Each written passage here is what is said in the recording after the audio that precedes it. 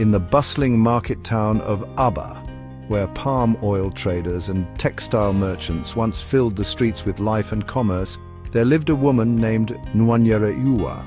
She was known not just for her trade in palm oil and cassava, but for her fierce spirit that matched the morning sun in brightness.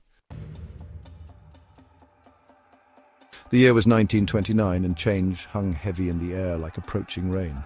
The colonial masters had introduced a new system of taxation, sending their warrant chiefs to count women, children, and even cooking pots, something unheard of in Igbo tradition.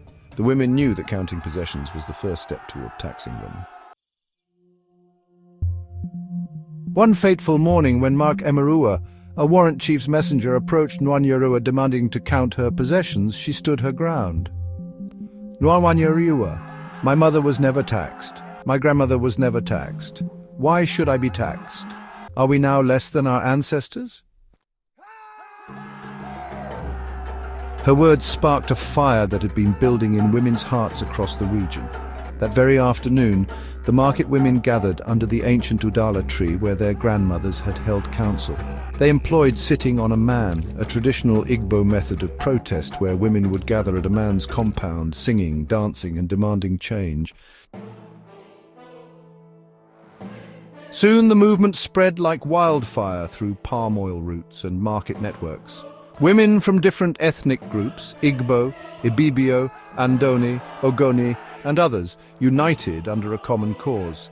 They spoke different languages but shared the same spirit of resistance.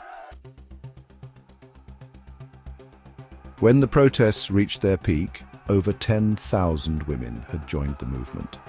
They danced in front of colonial offices, challenged warrant chiefs, and demanded their voices be heard. The British, confused by this unexpected resistance from women they had dismissed as simple market traders, responded with force. Many brave women lost their lives in the struggle, but their sacrifice was not in vain. The colonial government was forced to drop their plans for taxing women and reform the warrant chief system.